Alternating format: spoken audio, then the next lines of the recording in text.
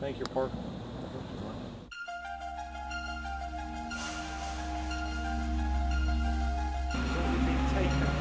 No, I tell you, it's beautiful out here during the day, but it is spooky at night. I don't know if you guys got some footage of it, all the fog and the rest of it.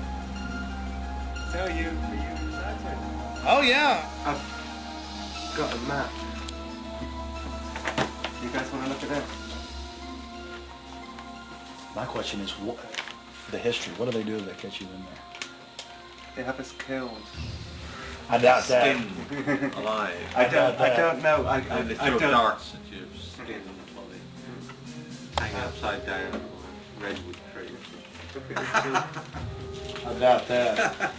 No, we'll see. No, I think they'll just What about me? Because I'm a woman, I can't really sneak in, can I? I mean, you can't go I can. in. You've got to stay. I've got to stay. Yeah. I've got to stay behind in the spooky Occidental Lodge. I have no problem. If there's a road, if I can be shown a way to insert myself into this with Hanson. But then I need to know where the cremation of care, what day they're supposed to do it, where this pond is. Tomorrow night at dusk. I'm not going to end up tied down on a pentagram with Henry Kissinger's fat belly hanging over while he's naked with a big dagger, am I? I just want to make sure that's a joke. Just a thought is very... Oh, like Governor Bush running around in a pink tutu, foaming at the mouth with a purple wig on, am I? No. Supposedly I hear that's what they do, so... I don't know. I think they do these things, but the question is why? And these power brokers, which bomb innocent countries and slaughter people and, you know, pump the food chain full of garbage and just everything else they do, it's probably something fun for them. They really get off on being bad little boys. And rule the world. I mean, this is, for some people, this is the secret room. Well, I mean, certainly in the whole class system, it's the pleasures of class. And now what class is, the power that you have is something different.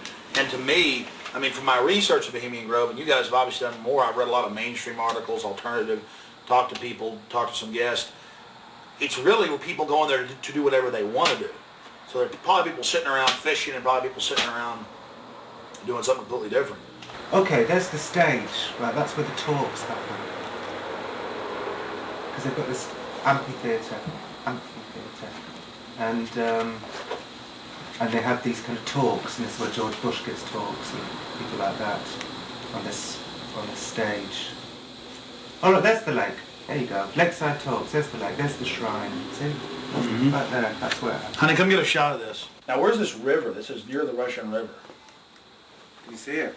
Now, see, here's the shrine of their devil owl, which they even admit has its roots in like Babylon and the Druids had them and everything else. So all over the world, this weird owl shows up. In some cultures, they've thrown children inside the bowels of this burning owl.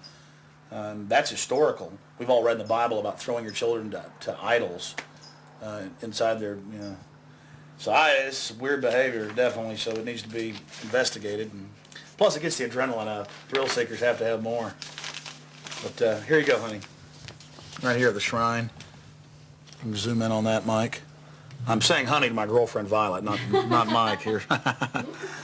We're getting real Bohemian now, aren't we? This is... Honey, we can get a close shot right here. But it did sound like that she's definitely leftward leaning.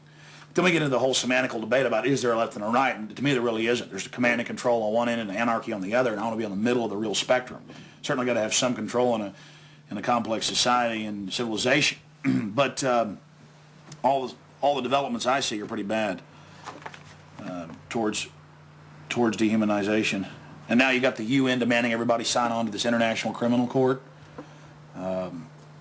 And they're telling the U.S. if we don't sign on, it won't matter. If 60 countries ratify, we'll be under its control. I mean, we're here. We're at global government now. When they're saying they're going to have some world court in the Netherlands that they'll take anybody they want to. These are in fact, I was reading some of the talks that they've given and they've released that the Bohemian Grove was discussed, and it's all population control, world courts. You're talking 20 years ago. So definitely some stuff's going on here that's pretty important. But is it the ultimate elitist retreat? I would imagine those we don't even know the names of. This is probably just one more steering committee where they bring in a lot of underlings and high-level corporate chieftains that really aren't the upper top echelon, make them feel important, and then implement some type of strategy. From the stories I've read and things that happen, I mean, it is pretty well documented that people run around naked. They have orgies. They go into town and have orgies, and these are world leaders. I got a serious problem with that. Just by the very nature of how this, to me, Bohemian Grove is probably a way to compromise people. You want to be in the New World Order Club. It's like a big kid fraternity. And just like in fraternities, you have to do weird things. Here, you probably do weird things. But I got a problem with governors and presidents and prime ministers and corporate chieftains running around and doing this when they have so much power over what happens in the public domain. They have a responsibility to disclose what they're doing. So I think it is important, like you were saying, to somehow try to maintain some security and not be way out in the open because they'll call in a bunch of security. Sounds like he often is. I hear he really enjoys himself here. I think Henry Kissinger will be here. Well, if I got a stink detector, we'll be able to find out where he's at. I was like, everything evil you can imagine, Kissinger's always involved in it. Isn't he a Republican though? I'm not a Republican. That's the point I keep making. This whole Democrat-Republican deal is a complete... People always go back to that, though. Probably like in your country, you've got Labor and you've got the Tories over there, and it's all the same people behind closed doors. It's just a big joke.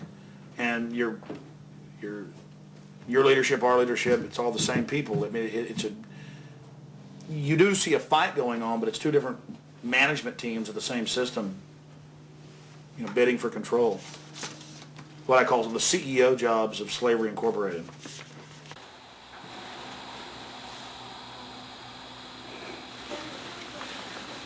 Do you worry for Alex, Violet? I do. I just, because Alex gets so impassioned by what he's doing that sometimes I'm afraid that he might be a little bit, reckless or maybe a little bit too fearless. I worry about Alex when he drives down the street to come home. Especially I used to worry about him when he had come home every night from the same, radio studio at the same time in the same car.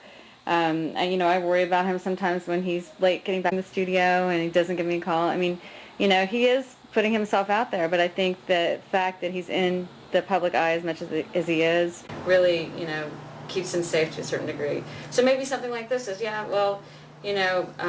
people might not necessarily know where he is right now, people that listen to the radio or whatever. So it's maybe a little bit more risky, and it's a little creepy at night up here in the woods, And you're definitely not dangerous. You're not going to do anything stupid this weekend. Well, dangerous to what? Dangerous to myself? Are these people dangerous? They certainly may be, but I'm completely nonviolent when it comes to just going out there and trying to get the information. That's what I'm trying to do. I'm an activist first and foremost, but also a journalist in